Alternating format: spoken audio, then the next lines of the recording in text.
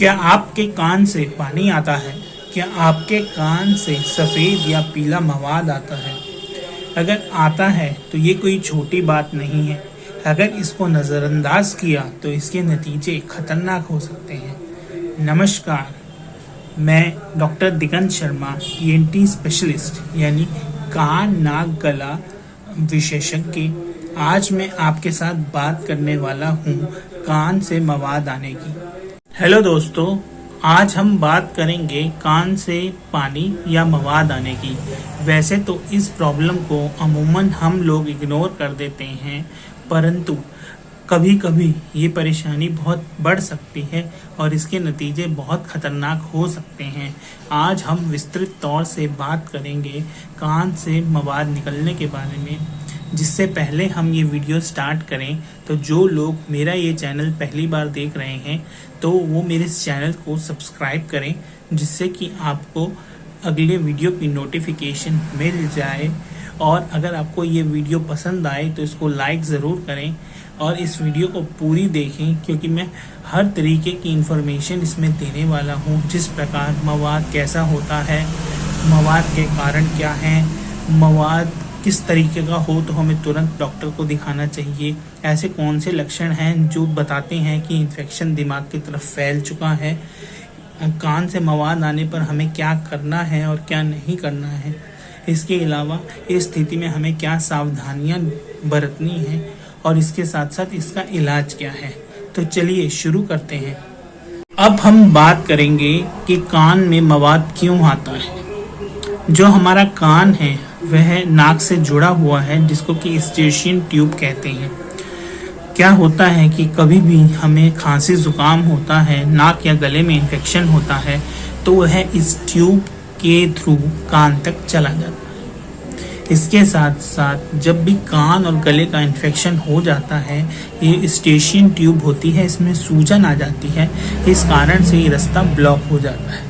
समझिए आपके घर में पानी का पाइप है जो ब्लॉक हो गया है, तो क्या होगा, एक टाइम ऐसा आएगा कि जब पानी इतना ज़्यादा हो जाएगा तो वह पाइप फट जाएगा। यही चीज़ होती है कान में। जब यह डिस्चार्ज या मवाद बहुत ज़्यादा भर जाता है तो वह कान के पर्दे को फाड़ देता है और जिसको हम कहते हैं ओटाइटिस मीडिया।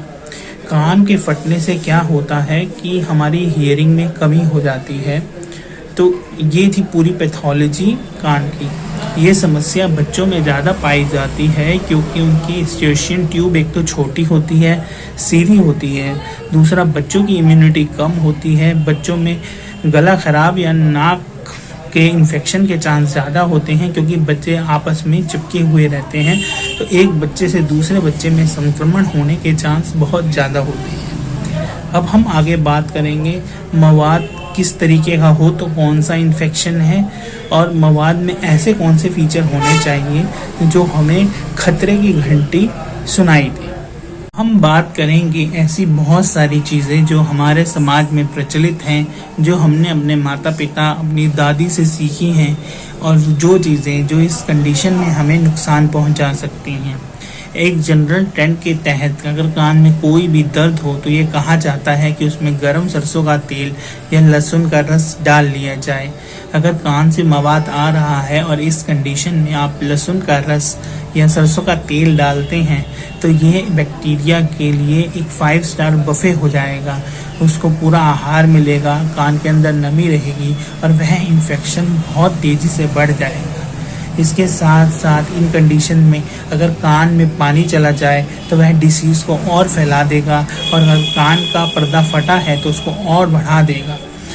इसके साथ साथ जब भी हमारे कान में कोई खुजली होती है तो हम ईयरबड्स या सुई का इस्तेमाल करते हैं, उस कारण से भी कान का पर्दा फट सकता है, कान के अंदर कोई इंजरी हो सकती है।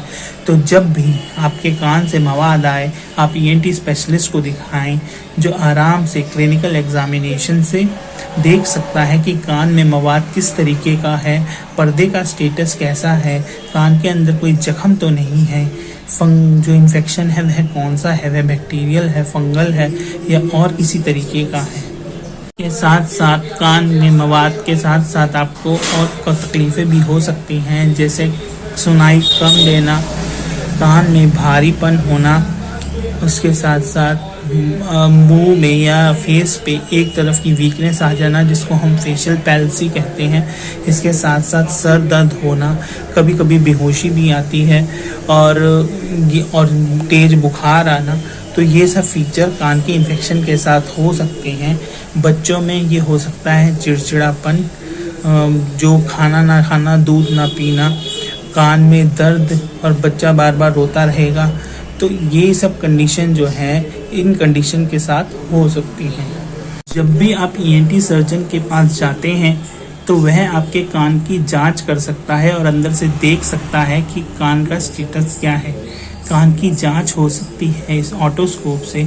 इसको आराम से कान पे लगा के देखा जा सकता है कि कान के अंदर का स्टेटस क्या है। इसके अलावा एक एंडोस्कोप भी इस्तेमाल हो सकता है, जो मैं आपको अभी दिखाता हूँ।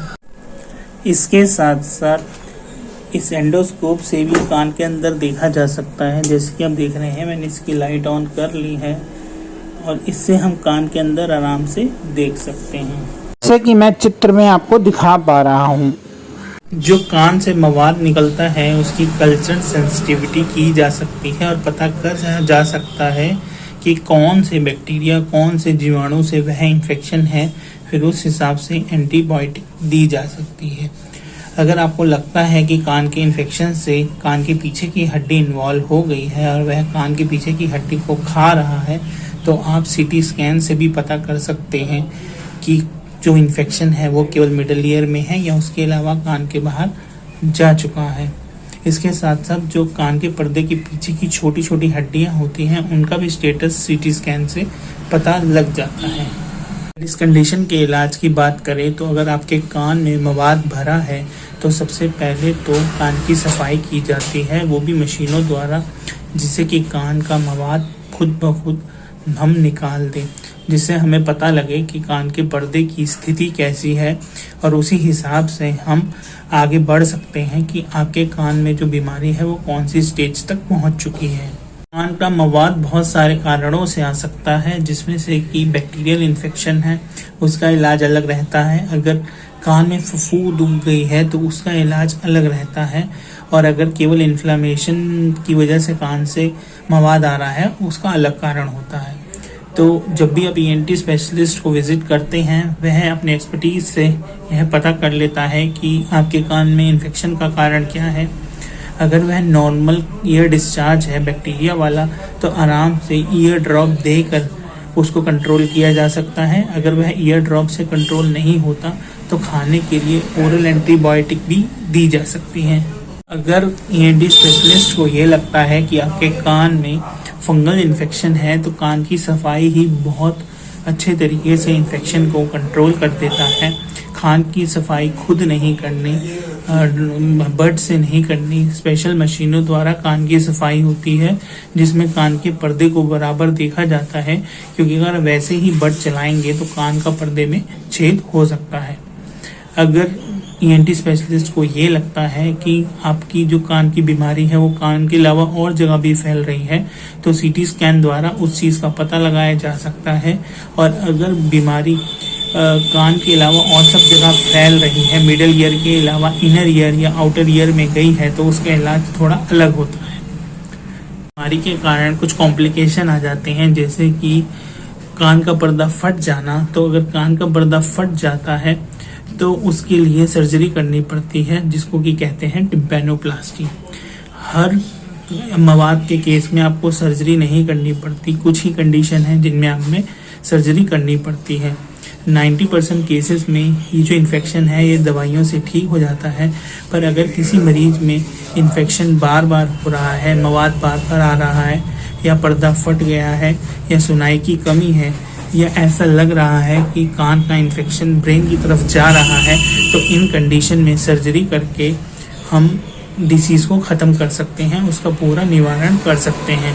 किसी मरीज को कान में मवाद के साथ कुछ ऐसे लक्षण दिखाई देते हैं जैसे कि तेज बुखार, सिर दर्द, सुनाई कम देना, कान से खून वाला मवाद आना, बदबूदार मवाद आना, इसके साथ साथ चेहरे की एक तरफ की कमज़ोरी और इनके साथ साथ आपको ये लगता है कि मतलब बहुत ज़्यादा सर दर्द है, बच्चों के अंदर उल्टी ज़्यादा आ रही है, बच्चा आपकी बात से रिएक्ट नहीं कर रहा है, बेहोश सा है, तो अगर ये वाली चीज़ें आपको दिखाई पड़ती हैं तो आपको तुरंत ईएनटी डॉक्टर के पास जाना है, क्योंकि इसका मतलब है कि आपका कान का इन्फेक्शन सर तक जा चुका है, ब्रेन तक जा चुका है। अगर आपके चेहरे में एक तरफ की कमज़ोरी आई है तो इसका मतलब कान के इन्फेक्शन से फेशियल नर्व इन्वॉल्व हो गई है और इन चीज़ों में अर्जेंट केयर की ज़रूरत है। अगर आप थोड़ा भी डिले करते हैं तो ये चीज़ें जानलेवा भी हो सकती हैं।